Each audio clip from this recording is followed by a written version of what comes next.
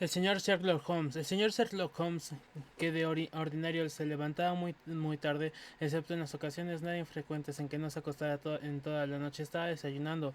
Yo me hallaba de pie junto a la chimenea, me agaché para recoger el bastón olvidado por vuestros visitantes de la noche anterior, sólido, de madera de buena calidad y con un abultamiento a modo de empuñadura. Era del tipo que se conoce como abogado de Penang. Inmediatamente debajo de la protuberancia del bastón llevaba un ancha tira de plata de más de 2 centímetros en la que estaba grabado a James Mortimer, MERCS2, de sus amigos de CCH, y el año 1884 era exactamente la clase de bastón que solía llevar los médicos de cabecera a la antigua usanza, digno, sólido y que se inspiraba confianza. Veamos, Watson, a qué conclusión llega. ¿Cómo sabes que, cómo sabe lo que estoy haciendo? Voy a creer que tiene usted ojos en la nuca. Lo que tengo más bien es una reluciente cafetera con baño de plata delante de mí. Me respondió. Vamos, Watson, dígame qué opina del bastón de nuestro visitante, puesto que hemos tenido la desgracia de no coincidir con él e ignorarnos de qué era lo que quería. Este recuerdo fortuito.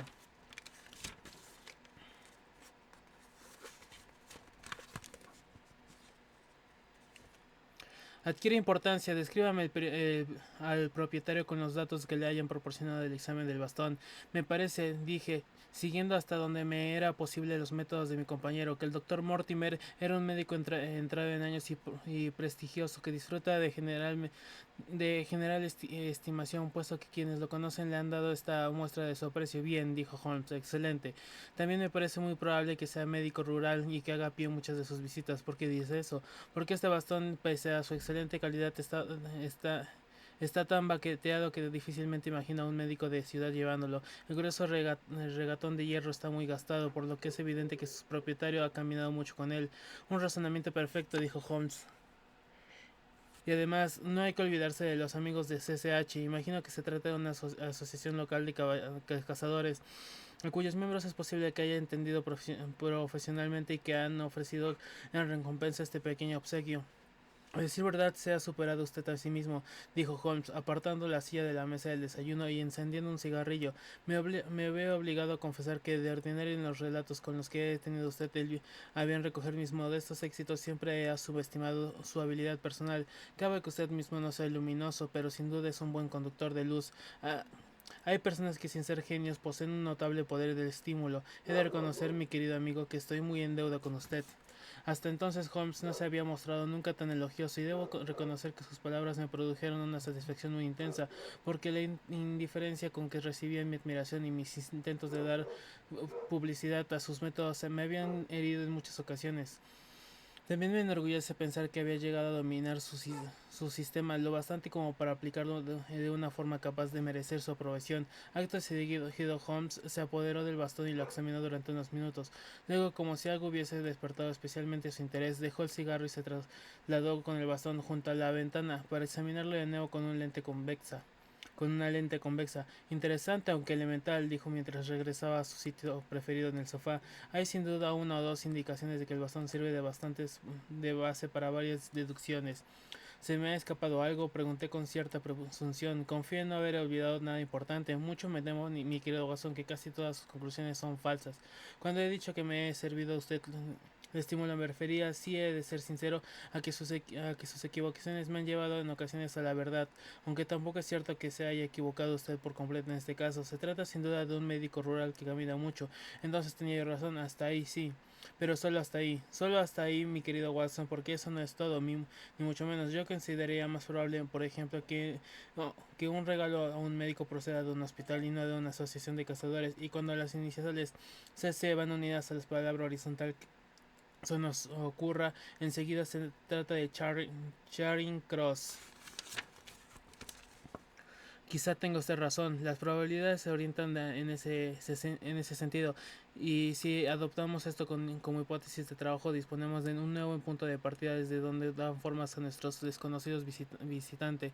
De acuerdo, supongamos que CSH significa Hospital de Charing Cross. ¿Qué otras conclusiones se pueden sacar de ahí? ¿No se le ocurre alguna de inmediato? Usted conoce mis métodos, aplíquelos.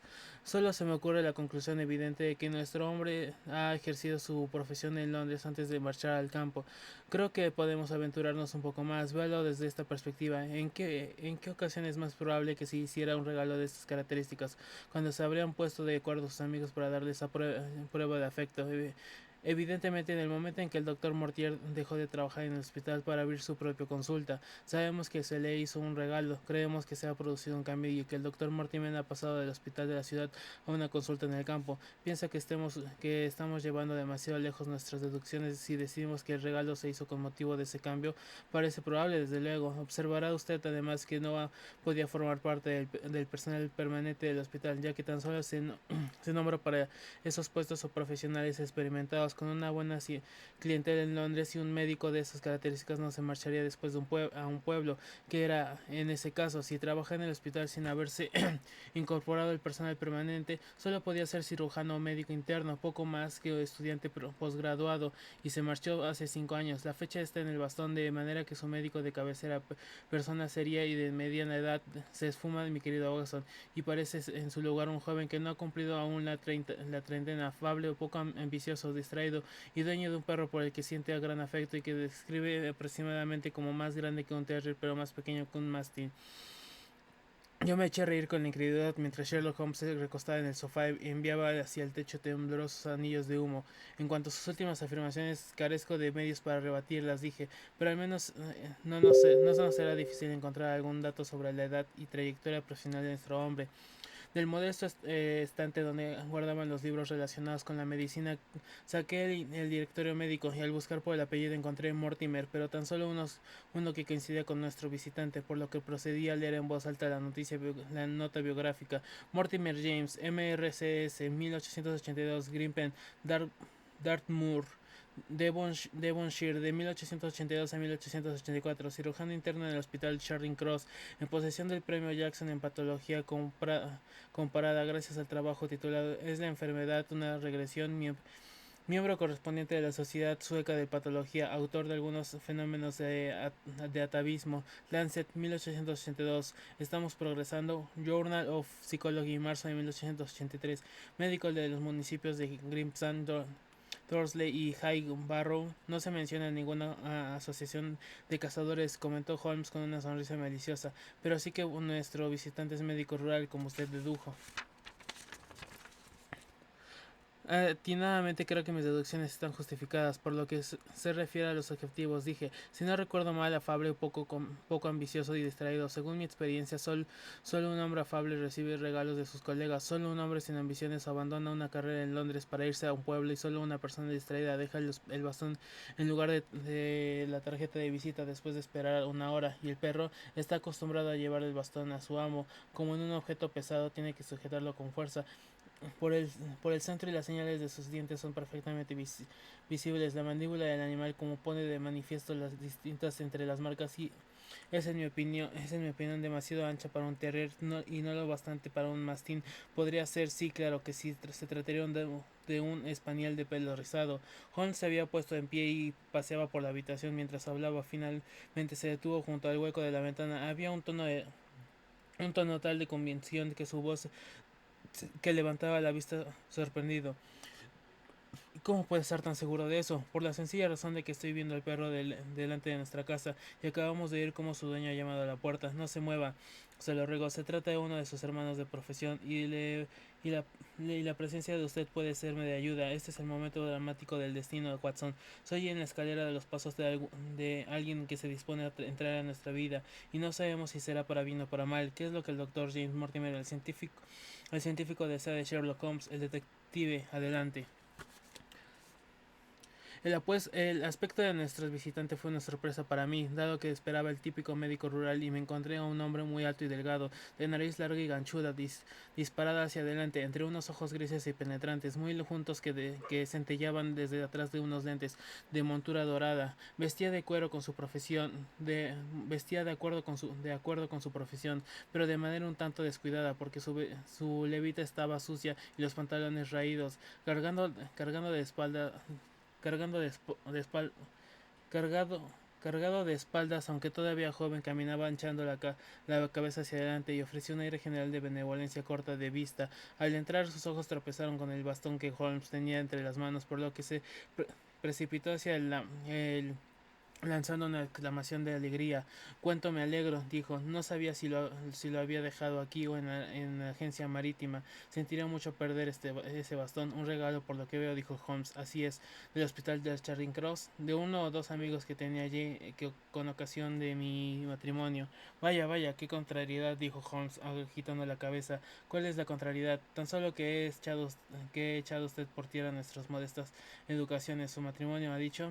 Sí, señor, al casarme dejé el hospital y con ello toda esperanza de abrir una consulta. Necesitaba un hogar bien. No estábamos tan equivocados después de todo, dijo Holmes. Y ahora, doctor James Mortimer, no soy doctor, tan solo un modesto MRCS. Y persona amante de la exactitud, por lo que se ve, un simple aficionado a la ciencia, señor Holmes, coleccionista de conchas en las playas de gran océano de lo desconocido. Imagino que estoy hablando con el señor Sherlock Holmes y no se equivoca, yo soy Sherlock Holmes y este es mi amigo el doctor Watson. Encantado de conocerlo, doctor Watson. He oído mencionar su nombre junto al de su amigo. Me interesa usted mucho, señor Holmes. No esperaba encontrarme con un cráneo tan doli dolicocefalo ni con un arco supraorbital tan pronunciado. Le importaría que recorriera con el dedo de su fisura parietal un molde de su cráneo, señor mío, hasta que pueda disponerse del original. Sería el orgullo de cualquier museo antropológico. No es mi intención parecer obsequioso, pero confieso que codicio su cráneo. Sherlock Holmes hizo un gesto con la mano para invitar a nuestro extraño visitante a que tomara asiento. Veo que se entusiasma usted tanto con sus ideas como yo con las mías, dijo, y observo por su dedo índice que se hace usted mismo los cigarrillos.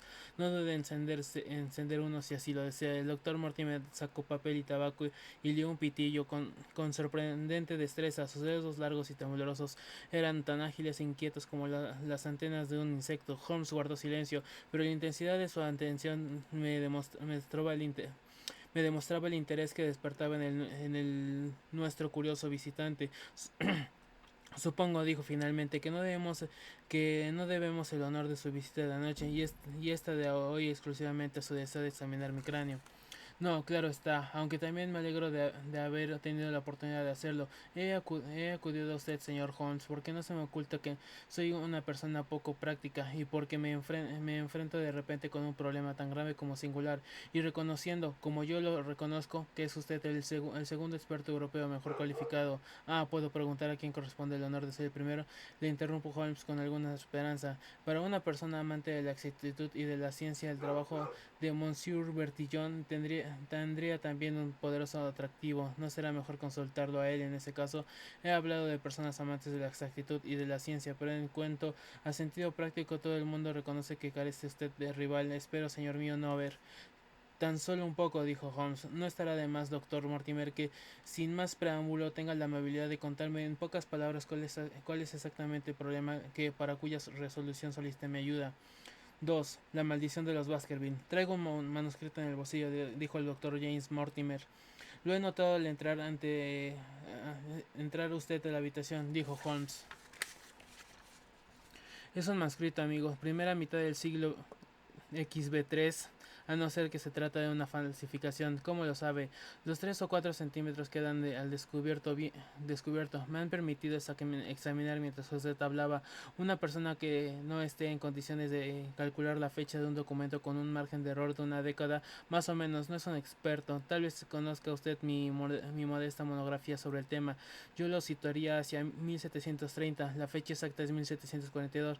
El doctor Mortimer sacó el manuscrito del bolsillo interior de la levita. Sir Charles Baskerville, cuya repentina y trágica muerte hace unos 3 meses causó tanto revuelo en Devonshire, confió a mi cuidado este documento de su familia. Quizás deba explicar que yo era amigo personal suyo, además de su médico. Sir Charles, pese a ser un hombre resuelto, perspicaz, práctico y también poco imaginativo como yo, consideraba este documento una cosa muy seria. Estaba preparado para que le sucediera lo que finalmente puso fin a su vida. Holmes extendió la mano para recibir el documento y lo alisó colocándoselo sobre la rodilla. Fíjese usted, Watson, en el uso alternativo de la S larga y corta. Es uno de los indicios que me han permitido calcular la fecha. Por encima de su hombro contemplé el papel amarillento y la escritura ya borrosa. En el encabezamiento se leía Mansión de los Baskerville y debajo con grandes números irregulares 1742. Parece una declaración. Sí, es una declaración acerca de cierta leyenda relacionada con la familia de los Baskerville. Pero imagino que usted me quiere consultar acerca de algo más moderno y práctico. De inmediata actualidad, una cuestión en un extremo práctico y urgente que hay que decidir en un plazo de 24 horas, pero el relato es breve y está íntimamente ligado con el problema. Con su permiso voy a proceder a leérselo. Holmes se recostó en el asiento, unió las manos por la punta de los dedos y cerró los ojos con gesto de resignación. El doctor Mortimer volvió el manuscrito hacia la luz y leyó con voz aguda que se quebraba a veces la siguiente narración pintoresca y extraña al mismo tiempo. Sobre el origen del sabueso de los Baskerville se han dado muchas explicaciones, pero como yo procedo en una línea directa de Hugo Baskerville y la historia me la contó mi padre, que a su vez se la supo de mi abuelo y le he puesto por escrito convencido de que todo sucedió exactamente como aquí se relata, con ello quisiera convenceros, hijos míos, de que la misma justicia que castiga el pecado que puede también perdonarlo sin exigir nada a cambio, y que toda interdicción puede alargar superarse gracias al poder de la oración y el arrepentimiento. Aprender de esta historia a no temer los frutos del pasado, sino más bien a ser circunspectos en el futuro, de manera que las horribles pasiones por las que nuestra familia ha sufrido hasta ahora tan atrozmente no se desatan de nuevo para provocar nuestra perdición. Sabed que en la época de la Gran Rebelión, y mucho recomiendo la historia la Gran Rebelión, y mucho recomiendo la historia que de ella escribió el sabio Lord Clarendon. El propietario de esta mansión de los Baskerville era Hugo, del mismo apellido, y no era posible ocultar que se trataba del hombre más salvaje, soez y sin Dios que puede imaginarse. Todo esto, a decir verdad, podrían habérselo perdonado a sus coetáneos, dado que los santos no han florecido nunca por estos contornos, si no fuera porque había además en él un gusto por la lascivia y la crueldad que lo hicieron tristemente célebre en todo el occidente del país. Sucedió que este Hugo dio en amor, sí, a decir verdad, una pasión tan tenebrosa que le puede dar un nombre tan radiante, a la hija de un pequeño terrateniente que vivía cerca de la propiedad de los Baskerville, pero la joven discreta y de buena reputación evitaba siempre a Hugo por el temor que le inspiraba su nefasta notoriedad. Sucedió así que un día de San Miguel, este antepasado nuestro, con 5 o 6 de sus compañeros tan ociosos como desalmados, llegaron a escondidas hasta la granja, secuestraron a la doncella, sabedores de que su padre y sus hermanos estaban ausentes. Una vez en la mansión, recluyeron a la doncella en un aposento del piso alto, mientras Hugo y sus amigos iniciaron una larga francachela, al igual que todas las noches. Lo más probable es que a la pobre chica se le trastornara el juicio al oír los cánticos y los gritos y los terribles juramentos que les llegaban desde abajo, porque dicen que las palabras que utilizaba Hugo Baskerville cuando se estaba borracho bastarían para fulminar al hombre que has pronunciado. Finalmente, impulsada por el miedo, la muchacha hizo algo a lo que quizás no se hubiera atrevido el más valiente y ágil de los hombres, porque gracias a la enredadera que cubría y todavía cubre el lado sur de la casa, descendió hasta el suelo desde el piso alto y emprendió el camino hacia su casa a través del páramo, dispuesta a recorrer las 3 leguas que separaban la mansión de la granja de su padre. Sucedió que algo más tarde Hugo dejó a sus invitados para llevar alimento y bebida junto, quizás con otras cosas peores, a su cautivo. Encontró vacía la jaula y desapareció el pájaro. A partir de aquel momento, Parece el carcelero burlado dio la impresión de estar poseído por el demonio, porque bajó corriendo las escaleras para regresar al comedor, saltó sobre la gran mesa haciendo volar por los aires jarras y fuentes, y, y dijo a grandes gritos ante todos los presentes que aquella misma noche entregaría cuerpo y alma a los poderes del mal si conseguía alcanzar a la muchacha. Y aunque a los juerguistas les espantó la furia de aquel hombre, hubo uno más perverso o tal vez más borracho que los demás, que propuso lanzar a los sabuesos en persecución de la doncella. Al oírlo, Hugo salió corriendo de la casa y ordenó a gritos a sus criados que le ensillaran la yoga y soltaran la jauría. Después de dar a los perros un pañuelo de la doncella, los puso inmediatamente sobre su pista para que a la luz de la luna la persiguieran por el páramo. Durante algún tiempo los juerguistas quedaron mudos, incapaces de entender acontecimientos tan rápidos, pero al poco salieron de su perplejidad e imaginaron lo que probablemente estaba a punto de suceder. El alboroto fue inmediato. ¿Quién pedía sus armas? ¿Quién su cabello? ¿Y quién otra jarra de vino? A la larga, sin embargo, sus mentes enloquecidas recobraron un poco de sensatez y todos 13 en total montaron a caballo y salieron tras Hugo. La luna brillaba sobre sus cabezas y cabalgaron a gran velocidad, siguiendo el camino que la muchacha tenía que haber tomado para volver a su casa. Habían recorrido alrededor de media legua cuando se cruzaron con uno de los pastores que guardaban durante la noche el ganado del páramo y le interrogaron a grandes voces pidiéndole noticias de la partida de casa. Y aquel hombre, según cuenta la historia, aunque se hallaba tan dominado por el miedo que apenas podía hablar, contó por fin lo que había visto a la desgraciada doncella y a los sabuesos que seguían su pista. Pero he visto más que eso, añadió, porque también he cruzado con Hugo Baskerville a a lomos de su yegua negra. Tras él corría en silencio un sabueso infernal que nunca quiera Dios llegue a seguirme los pasos. De manera que los caballeros borrachos maldijeron al pastor y siguieron adelante, pero muy pronto se les heló la sangre en las venas porque oyeron el ruido de unos cascos al galope y enseguida pasó ante ellos arrastrando las riendas y sin jinete en la silla la yegua negra de Hugo, cubierta de espuma blanca. A partir de aquel momento los juerguistas llenos de espanto siguieron avanzando por el páramo, aunque cada uno si hubiera estado solo habría vuelto grupas por verdadera alegría. Después de cabalgar más lentamente de esta guisa, llegaron finalmente a donde se encontraban los sabuesos. Los pobres animales, aunque afamados por su valentía y pureza de raza, gemían apiñados al comienzo de un hocico, como nosotros los llamamos, algunos escabullendo así y otros con el pelo erizado y los ojos desorbitados, mirando fijamente el estrecho valle que tenían delante. Los jinetes, mucho menos borrachos ya, como es fácil de suponer que al comienzo de su expedición se detuvieron la mayor parte, se negó a seguir adelante, pero 3 de ellos, los más audaces, o tal vez los más ebrios, continuaron hasta llegar al fondo del valle, que se ensachaba muy pronto y en el que se alzaban 2 de esas grandes piedras, que aún perduran en la actualidad, obra de pueblos olvidados de tiempos remotos. La luna iluminaba el claro, y en el centro se encontraba la desgraciada doncella, en el lugar donde había caído muerta de terror y de fatiga, pero no fue la vista de su cuerpo ni tampoco el cadáver de Hugo Baskerville que yacía cerca, lo que hizo que aquellos juerguistas temerarios se les erizaran los cabellos, sino el hecho de que encima de Hugo y desgarrándole el cuello se hallaba una espantosa criatura, una enorme bestia negra con forma de sabueso, pero más grande que ninguno de los sabuesos jamás contemplados por ojo humano.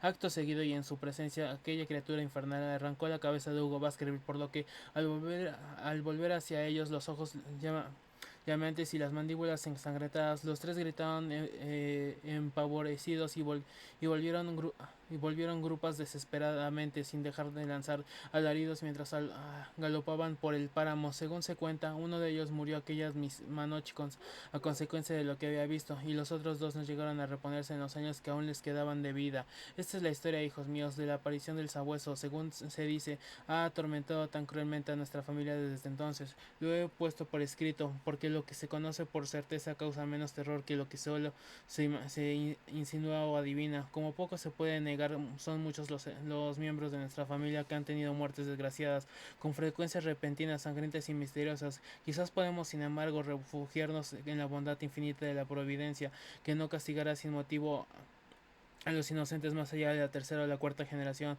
que es hasta donde se extiende la amenaza de la Sagrada Escritura. A esa providencia, hijos míos, os encomiendo ahora y os aconsejo como medida de precaución que os abstengáis de cruzar el páramo durante las horas de oscuridad en las que triunfan los poderes del mal. Cuando el doctor Mortimer terminó de leer aquella singular narración, se alzó los lentes hasta colocárselos en la frente y se quedó mirando a Sherlock Holmes de hito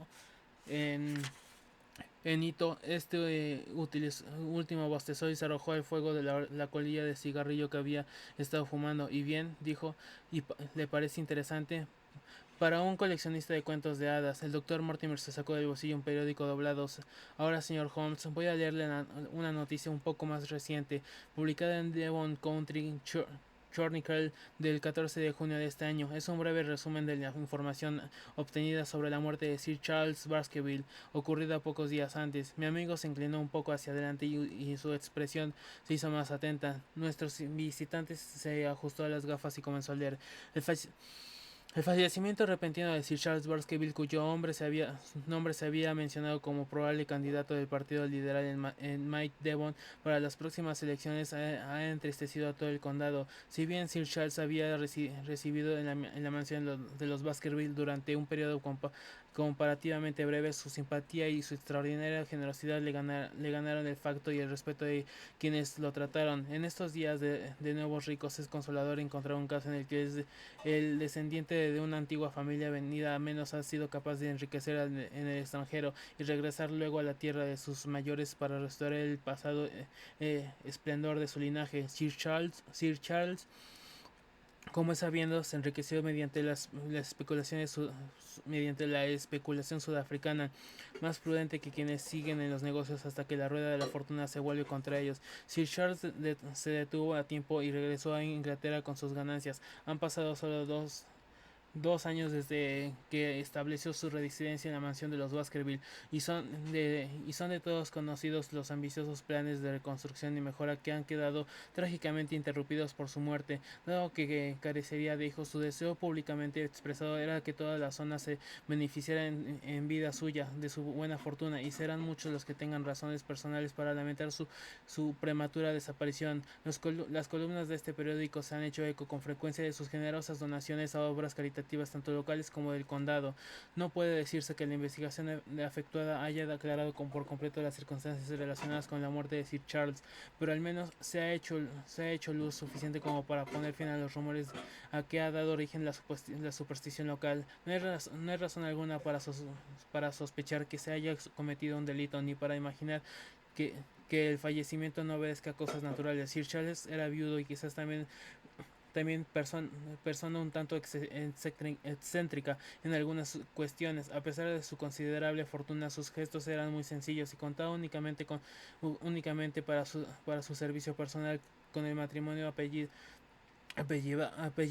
apellidado Barrymore, el marido en calidad de su mayordomo y la esposa como ama de llaves. Su testimonio, corroborado por el de varios amigos, ha servido para poner de manifiesto que la salud de Sir Charles empeoraba desde hacía algún tiempo, y de manera especial que le aquejaba una afección cardíaca con manifestaciones como palidez, ahogos y ataques agudos de depresión nerviosa. El doctor James Mortimer, amigo y médico de cabecera del difunto, ha testimoniado en el mismo sentido.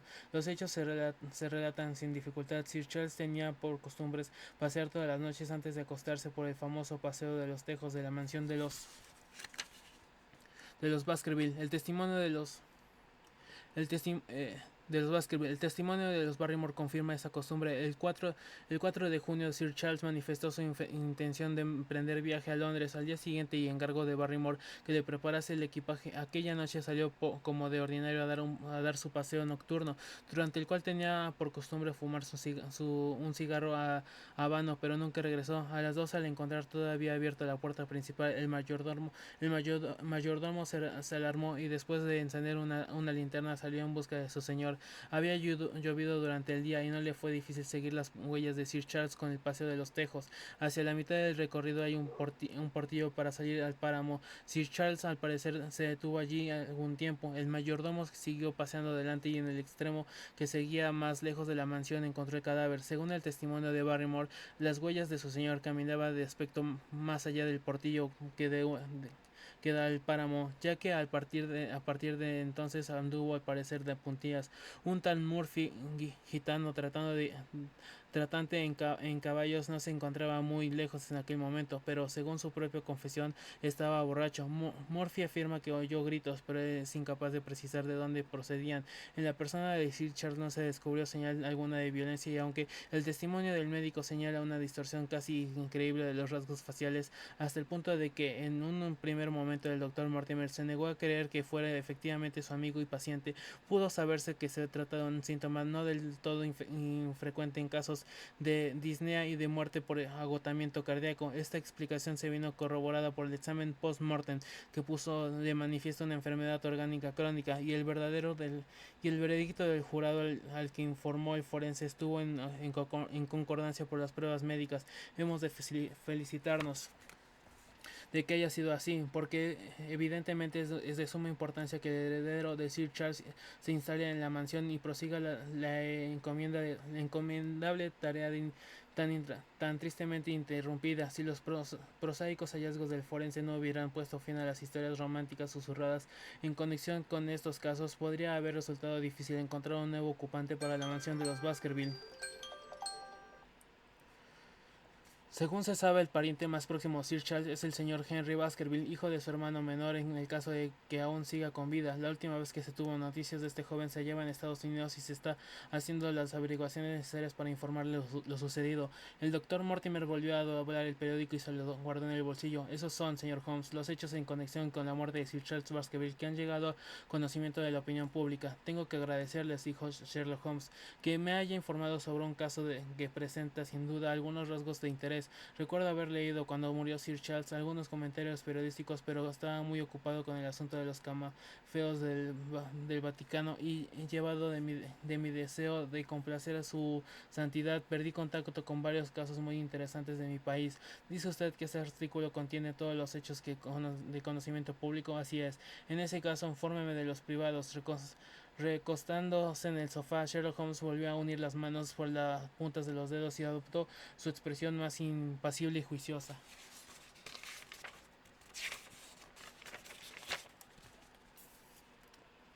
Al hacerlo explicó el doctor Mortimer que empezaba a dar la impresión de estar muy emocionado. Me dispongo a contarle algo que no he revelado a nadie. Mis motivos para ocultarlo durante la investigación del forense son que un hombre de ciencia no puede adoptar públicamente una posición que en apariencia podría servir de apoyo a la superstición. Me impulsa además el motivo suplementario de que, como dice el periódico, la mansión de los Baskerville permanecería sin duda deshabitada si contribuyéramos de algún modo a confirmar su reputación. Ya de por sí bastante siniestra. Por esas dos razones me parece justificado decir bastante menos de lo que sabía, dado que no se iba a obtener con ello ningún beneficio práctico, mientras que ahora, tratándose de usted, no hay motivo alguno para que no me sincere por completo. El páramo está muy escasamente habitado y los pocos vecinos con que cuenta se visitan con frecuencia. Esa es la razón de que yo viera a menudo a Sir Charles Baskerville, con la excepción del señor Frank Land de la mansión Lafter y del señor Stapleton, el naturalista. No hay otras personas adecuadas en muchos kilómetros a la redonda. Sir Charles era un hombre reservado, pero su enfermedad motivó que nos tratáramos y la coincidencia de nuestros intereses científicos contribuyó a reforzar nuestra relación. Había traído abundante información científica de África del Sur y fueron muchas las veladas que pasamos conversando agradablemente sobre la anatomía comparada del bosquimano y del Jotentote. En el transcurso de los últimos meses advertí cada vez con mayor claridad que el sistema nervioso de Sir Charles estaba sometido a una tensión casi insoportable. Se había tomado tan excesivamente en serio la leyenda que acabó de leerla. Si bien paseaba por los jardines de su propiedad, nadie le habría impulsado a salir del páramo durante la noche. Por increíble que pueda parecer, el señor Holmes estaba convencido de que pasaba sobre su familia un destino terrible y, a decir verdad, la información de que dispone cerca de sus antepasados no invitaba al optimismo. Le obsesionaba la idea de una presencia horrorosa y en más de una ocasión me preguntó si durante las los desplazamientos que a veces realizo de noche por motivos profesionales. Había visto alguna criatura extraña o había oído los ladridos de un sabueso. Esta última pregunta me la hizo en varias ocasiones y siempre con una voz alterada con la emoción. Recuerdo muy bien un día, aproximadamente 3 semanas antes del fatal desenlace, en el que llegó a su casa ya de noche. Sir Charles estaba casualmente junto a la puerta principal. Yo había bajado de mi caleza y al dirigirme hacia él advertí que sus ojos fijos en algún sitio por encima de mi hombro estaban llenos de horror. Al volverme solo tuve de tiempo de vislumbrar lo que me pareció una gran ternera negra que cruzaba por el otro extremo del paseo. Mi anfitrión estaba tan excitado y alarmado que tuve que trasladarme al lugar exacto donde había visto el animal y buscarlo por los alrededores, pero había desaparecido. Aunque el incidente pareció dejar una impresión peronísima en su imaginación. Le hice compañía durante toda la velada y fue en aquella ocasión y para explicarme la emoción de la que había sido presa cuando confió en mi cuidado de la narración que le he leído al comienzo de mi visita. Menciona este episodio insignificante porque adquiere cierta importancia dada la tragedia posterior, aunque por entonces yo estuviera convencido de que se trataba de algo perfectamente trivial y de que la agitación de mi amigo carecía de fundamento. Sir Charles disponía a venir a Londres por consejo mío. Yo sabía que estaba enfermo y de corazón y que la ansiedad constante en que vivía por quiméricos que fueran los motivos tenía un efecto muy negativo sobre su salud. Me pareció que si se distraía durante unos meses en la gran metrópoli londinense se restablecería. El señor Stapleton, un amigo común a quien también preocupa mucho su estado de salud, era de la misma opinión y en el último momento se produjo la terrible catástrofe. La noche de la muerte de Sir Charles Barrymore, el mayordomo que fue quien descubrió el cadáver envió a Perkins, el mozo de cuadra, a caballo en mi busca, y dado que no había acostado aún puede presentarme en la mansión menos de una hora después. Comprobé de visu todos los hechos de que más adelante se mencionaron en la investigación. Seguí las huellas camino adelante por el paseo de los Tejos y vi el lugar junto al portillo que da al páramo, donde Sir Charles parecía haber estado esperando, y advertí el cambio en la forma de las huellas a partir de aquel momento, así como la ausencia de otras huellas distintas de las de Barrymore sobre la arena blanda. Finalmente examiné cuidadosamente el cuerpo que nadie había tocado antes de mi llegada. Sir Charles yacía boca abajo y con los brazos extendidos, los dedos hundidos en el suelo y las fracciones tan distorsionadas por alguna emoción fuerte que difícilmente hubiera podido afirmar bajo juramento que se trataba del propietario de la mansión de los Baskerville. No había desde luego lesiones corporal de ningún tipo, pero Barrymore hizo una afirmación incorrecta durante la investigación. Dijo que no había rastro alguno en el suelo alrededor del cadáver. El mayordomo no observó ninguno, pero yo sí. Se encontraba a cierta distancia, pero era reciente y muy claro. Huellas de un hombre o de una mujer. El doctor Mortimer nos miró extrañamente durante un instante y su voz se convirtió casi en un susurro al contestar: Señor Holmes, eran las huellas de un sabueso gigantesco.